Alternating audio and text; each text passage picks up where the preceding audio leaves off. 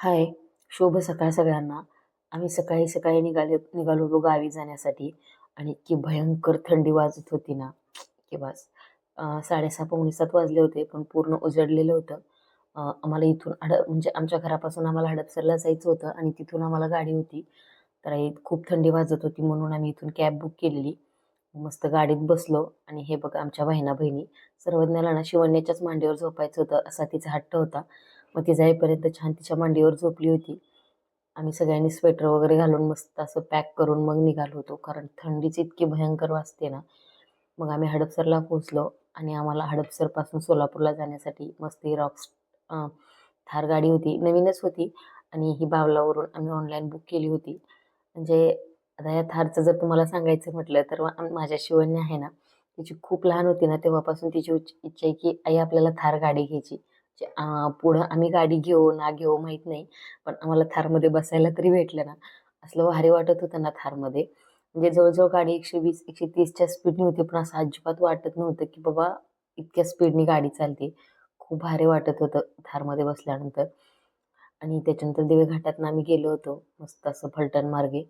तर मोहोळमध्ये पोहोचलो आणि आम्ही सकाळपासून काहीच खाल्लं नव्हतं, मग मोहोळमध्ये गेल्यानंतर आम्ही नाश्ता केला आणि मग तिथून निघालो आम्ही आमच्या गावी जाण्यासाठी. तर आता तिथून तर आम्ही मस्त गाडीत बसून आलतो, पण मोहोळमधून आमच्या गावी जायचं म्हटलं की एकतर बसचं टायमिंग नसतं, मग असे 6 सीटर असतात, म्हणजे जे कुरुलपर्यंत नेतात तर आमच्या गावापर्यंत. तर मस्त आम्ही 6 सीटरमध्ये बसलो. आता या 6 सीटरची कॅपॅसिटी साधारणतः 8 ते 9 माणसाची आहे. पण त्या ड्रायव्हरने म्हणजे माझी शिवण्या सर्वज्ञ पकडले तर 15 जण बसवले होते याच्यामध्ये. म्हणजे कुठं कसे काय बसले होते ना, म्हणजे काही सुचतच नव्हतं, पण 15 जण होतो आम्ही त्याच्यामध्ये. त्याच्यानंतर आम्ही आमच्या गावामध्ये पोहोचलो. हे आहे आमचं गाव. साधारणतः 12 सव्वा 12 वाजले होते. तरी सुद्धा म्हणजे ऊन आहे, पण थंडी तितकीच भयंकर वाढत होती, म्हणजे वाजत होती. तर आमचे बाबा गाडी आणायला गेले होते आणि आम्ही असं मस्त वाट बघत बसलो होतो. कारण गावापासून जवळ-जवळ 3.5 ते 4 किलोमीटर शेतामध्ये आमचं घर आहे. आम्ही शेतात राहतो आणि आमचं गाव आहे. तर मस्त बाबा गाडी घेऊन आले आणि मी गाडीवर बसून निघालो घरी जाण्यासाठी. हे बघा असा रस्ता आहे. इतकं ऊन होतं तरी सुद्धा इतकी प्रचंड थंडी वाजत होती आणि त्या सर्वज्ञाचा हट्ट होता की मला गाडीवर पुढं बसायचंय. इतकं गार लागत होतं तरी सुद्धा तिला पुढं बसायचं होतं आणि इथून सुरू होतं ते आमचं शेत. ही केळीची बाग सुद्धा आमचीच आहे. म्हणजे याच वर्षी लावलेली, त्याला आता कुठं केळं यायला लागलेली आहेत. तर हे बघा मस्त अशी केळीची बाग आहे आणि जी काही शेती आहे ती घराभोवतीच आहे आणि शेतातच आमचं घर आहे आणि ही आमची गौरी. नंतर आम्ही घरी आलो आणि घरी आल्यानंतर सुद्धा मस्त असं ज्या बायका होत्या ना त्यांचं चालू होतं की बाबा जे शिदोरी वगैरे असते ती बनवायचं चाललं होतं. तर आमच्या घरी कार्यक्रम होता म्हणून आम्ही असं अचानक गावी यायला निघालो होतो. खूप साऱ्या आमच्या इथल्या शेजारच्या बायका किंवा माझ्या नणंदबाई, जाऊबाई, सासूबाई सगळ्याच होत्या. त्यांचं शिजोरी बनवायचं काम चालू होतं. चुलीवरती सांजोऱ्याच्या पोळ्या बनवत होत्या. कारण माझ्या ज्या नणंदबाई आहेत, मला एकूण 3 नणंद आहेत. तर त्यांची जी वळवण असते तर ती करायची होती. तर त्याचाच कार्यक्रम होता आणि म्हणून आम्ही गावी आलो होतो. हा कार्यक्रम दुसऱ्या दिवशी होता. आम्ही शनिवारी गावी आलो होतो आणि कार्यक्रम रविवारी होता. तर छान असं बायकांचं चाललेलं शिदोरी बनवायचं काम. आणि हे बघा आमची चिमणी. मी काही म्हणजे बनवलं नाही कारण सर्वज्ञ मला काही करू देत नव्हती आणि इथं तेल वगैरे खूप असल्यामुळं मग ती आई करून माझ्याजवळच येत होती, कारण बाकीचे कोणच तिच्या ओळखीचे नव्हते. नंतर आमचा दादासुद्धा स्कूलमधनं आला होता. हे 2 आहेत ते माझ्या मोठ्या दीराची मुलं आहेत. एकाचं नाव ऋतुराज आणि छोटा आहे तो स्वराज. तर मस्त त्यांच्यासोबत त्या खेळत होत्या आणि गावी आलं ना, की फक्त त्यांना वेड असतं ते म्हणजे दादा आणि दादासोबत माती खेळणं, बाकी काही नाही. एकाला असतं म्हणजे जे डॉगी असतात किंवा मनीमग खूप सारे गावाकडे असतात. त्याच्यानंतर संध्याकाळ झाली होती आणि मला जायचं होतं माझ्या माहेरी. म्हणजे माझं थोडंसं काम होतं म्हणून मी निघाले होते. आता माझ्या सासर आणि माहेर या दोन्हीमध्ये फक्त 5 किलोमीटरचंच अंतर आहे. जास्त काही लांब नाही, अगदी चिटकूनच गावं आहेत. ज्या कामासाठी गेलो होतो ते काम काही झालं नाही. त्याच्यानंतर हा व्हिडिओ मी डायरेक्ट दुसऱ्या दिवशी दुपारी चालू केला. सकाळी मस्त असा आमचा पुरणपोळीचा स्वयंपाक वगैरे झाला होता आणि कार्यक्रम होता. हे माझ्या मोठ्या नंदेचे मिस्टर आहेत आणि हे माझे मोठे दीर आहेत. अ, तर यांचं जे म्हणजे कपड्याची आहेर करायचं काम होतं तर ते चालू होतं. आम्ही सुद्धा आमच्या 3 नणंदबाईंना सगळ्यांना कपडे घेतले होते आणि त्यांनी सुद्धा आम्हाला घेतले होते. असा हा कार्यक्रम होता. तर मस्त सगळ्यांचे आहेर वगैरे झाले आणि जी पलीकडे दिसते ती माझी मोठी जाऊबाई आहे आणि त्यांनाच ती 2 मुलं आहेत.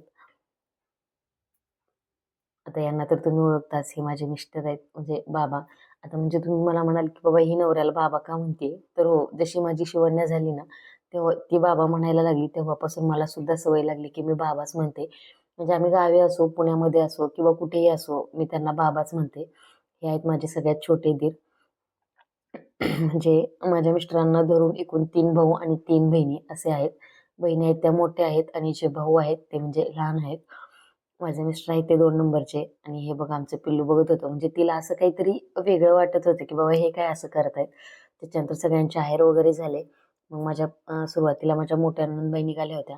मग त्यांचे पाय वगैरे धुण्याची अशी काहीतरी पद्धत असते. म्हणजे मला तर काही आठवत नाही. आता माझी ओळख माझ्या मामाने करून जवळ-जवळ 9-10 वर्ष झाली. म्हणजे नंतर सारख्या म्हणजे प्रथा ज्या असतात त्या बदलत राहतात. नवीन ट्रेंडिंग काहीतरी येतं. मस्त त्यांचे पाय वगैरे धुवून आम्ही त्यांची पूजा केली.